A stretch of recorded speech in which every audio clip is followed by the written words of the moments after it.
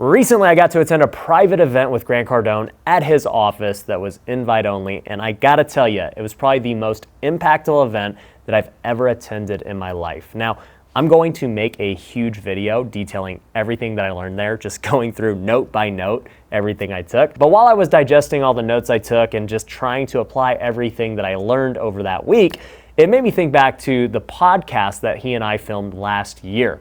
There are a ton of great lessons in that podcast, and to see the things he was talking about them and how they played out just a year later are pretty interesting. So I think if you are trying to think bigger and you want to know how to build a really big business, watch this clip.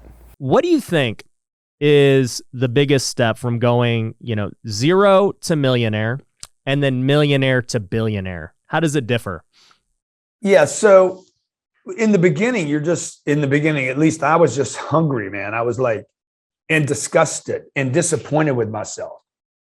So I remember being 25 years old, man. And I was really from like 19 to 25. I was just on a daily disgusted regiment. I was disgusted with myself. Every day I looked at myself. Couldn't keep a job, had 7 jobs, fired from all of them. Ended up being a car salesman, hated that, like disgusting. When I was single, so I'd meet a girl at the club or the bar or something, and she'd be like, "What do you do?" "I'm a car salesman." And she'd have this disgusting, like this look of disgust. And so, in the beginning, man, I was just trying to get something together that I was proud of, and I wanted to be proud of me. And the only way I could measure that was, can I get a little money? And so the first $1,000, Ryan, was the most important money I've ever made in my life. I've made billions of dollars. Like in my career, I've sold $1.2 billion worth of products and services over the internet. We've accumulated $4 billion worth of real estate. And some of you see the life, the helicopters and the planes and all the crazy bullshit. But the first grant I made, when I went from $3,000 to $4,000, that was the first time I was like, oh, wow, I have control of my life. It was a big reward for me. It was the first time I had a little victory in about 8 years. And then I started putting my life back together. I had a drug problem, like you mentioned. I had a self-esteem problem that a lot of people don't know about. Tremendous disgust with myself as an individual, disappointed with me. And I spent a lot of time working on myself to get my confidence back, to get my self-esteem back. That took a lot of me cleaning up some damage that I had caused along the way. But going from that to $1 million was huge. The move, the rest of the move, going from $1 million to 10 million, it's different. And the game I'm playing now is even more different. It doesn't really get any easier, I'll tell you that. It gets a little more complicated, a little more challenging, and it gets a little more fun. But the one consistent thing that hasn't changed the entire time is people. People have made all this possible. The first 1,000 and the first billion. It was always people involved. Exactly what I did on Undercover Billionaire. I did not put my attention on money or the business. I put my attention on meeting the right people, qualified, able, and willing people that could actually help me and were willing to help me and were qualified to help me. Right. 100%. So when I look at your businesses and your career, I see obviously a lot of different businesses, but the core ones being, everything associated with 10X, whether it's the events, the courses, everything with 10X. I see Cardone Capital, accumulating $4 billion in real estate. And then I see Grant Cardone, the personal brand. So tell me, what do you think out of those was the most important for getting you to $1 billion? Golly, man, let me see. What's the most? I mean, the real estate, you can't fake the real estate. It's got addresses. Look at the deal I'm doing right now. It's on Los Olas Walk in Fort Lauderdale. All I have to do is say Los Olas Walk, Fort Lauderdale. If you've ever been there, you're like, oh, I know that. The location's sick. we own 12,000 units, bro. My name's on all of them. 10X Living, 10X Los Olas Walk, 10X Boca, 10X Austin, 10X Houston, Texas. So when we start branding stuff, if people didn't know who I was or didn't know 10X, it wouldn't matter. It'd just be another name on a building, right? But the buildings, I think the real estate has been the most substantial, significant thing I've done to separate myself on the internet from being a personality to a real business. And the problem with the internet is all the fraud that goes on. And, anybody can say anything, like everybody photoshops everything, filters are everywhere. The 7-figure claims and the 9-figure claims, they're everywhere. So, your business, you got True Books, right? You help, that business is real. Like it's real. You're helping people do their taxes. You're not just doing some claim about a diet on Instagram. Your physical body, like the fact that you take care of yourself, it's real.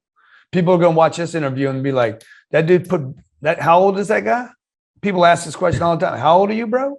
Like when you take care of your body, you can't inject something that does the work for you.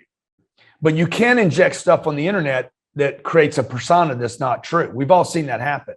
Right. So when you put together, I think it's a combination. I'm healthy. I'm having fun. I'm buying real assets. I'm letting real people, everyday people, invest with me as a partner. It's not just me getting rich here like Blackstone, Goldman. I'm giving back on the internet every day. I got beautiful kids, beautiful wife and marriage. I'm taking time with you today. All that becomes a combination. That makes the meal that you can serve to the public that hopefully they find value in and pay for. So speaking of real assets and real estate, there's a whole bunch of ways to invest now, and everybody's, trying to start an online business or courses or, crypto and Forex. You see all these things, man. Is it still your belief, even with the world changing and all this technology, that real estate is the best way to go? Well, I think the best way to go is the business that you have. If you have it, there's nothing better than a great business, right? So, my primary businesses we've done $1 billion worth of sales on the internet. We'll do 150 million this year. That business is freaking awesome, dude. Yeah. Like, so let's say I net a third of that after expenses, salaries, employees. That's a lot of money, man. $45 million in cash. Yep. What I do with the money, though, see, the real estate, to me, the best thing about real estate is I can take the big money or a little bit of money and I can push it into an asset that grows by itself. It does not need me to make it grow. And so all I got to do is tell people, hey, that's our building. Take care of the tenants, buy a great location. There's no investment class that offers the leverage, the tax write-offs, the cash flow, and the appreciation in my mind that real estate does. Yeah. Some guy told me yesterday, he's like, your real estate compared to Amazon did 16,000%. I said, 16, bro, I got deals that I did 7 years ago. I did a deal. I bought it for $58 million. I put 15 million down. I refinanced it after 6 years, took out my 15 million plus 50 million. Okay. Both of those were non-taxable events. And I still own the 1,100 units, and they pay me $4 million in cash a year. That's 16,000% times an infinite number. Right. And I will own it. My kids could own that asset class into perpetuity. Yep. So I love real estate because it's real, right? And also the last thing I'll say about this is compared to the stock market or the cryptos or the NFTs or they can go up and down, man. And in the beginning, and they don't provide cash flow. And you can't leverage them like you can real estate. So the three benefits, and you don't get the tax write-offs. If you go sell your Bitcoin right now, you bought in at $50 and you sell today, you will be paying taxes on $65,000 per Bitcoin. So same thing with your NFT. If you bought it for whatever, 1,000, you sell it for $1 million, you're paying taxes. You're going to pay the highest taxes, tax rate. I'm buying a $260 million building right now. I'm going to get $100 million of depreciation for the first 10 days of December that I own it. And Yep. so, that real estate class, just that class of asset, because I know, you're in the flipping and the wholesaling game. I'll bet you regret most of the stuff you've sold if you're buying good stuff in good locations. Oh yeah. I mean, the stuff I sold 5 years ago, doubled, tripled, you know what I'm saying? And I'm with you. That was the reason, we started buying multifamily as well. We just closed on our first big apartment, 334 unit in Georgia. And, same deal. It's like, yeah, I have my businesses that make me money. We got True Books, we got courses, we got everything that you talked about. And it was like, man, how do I offset this income and put it somewhere? Well, you just buy big buildings and, you don't have to pay taxes if you buy enough of them. And you wait. Yeah. And this apartment thing, and I've been saying this for 7 or 8 years now, people are starting to pay attention to me. The apartment game is the housing game of the 1950s on steroids. This is the new game, folks. Like, we are in the beginning stages. You are not late to this game. This game, if you live in a city anywhere in America, and there you got any kind of positive migration, meaning more people coming in than leaving, you should be looking at the apartment stock rather than buying one house or even flipping a house. I know you can make a lot of money flipping a house. Right. You can also lose money flipping a house. Mm-hmm. And you could be terrified in the interim trying to figure out whether you're going to make money or lose money. Right. Right. And also with supplies. I mean, it's hard to flip homes right now because you can't get the stuff you need to the kitchens and the wood plank, and you can't get the stuff you need to flip that house and, to rehab it. But if you guys would buy apartments, particularly like anything above 32 units, if you can find a 32 unit deal where the rents are $400 lower than they should be, that's $2 million worth of profit right there. If you can just move the rents from $800 to $1,200 on 32 units, you'll make $2 million every time you do it. Thanks for watching that clip from the Ryan Pineda Show. If you want to see the full interview, you can actually find it in the link below.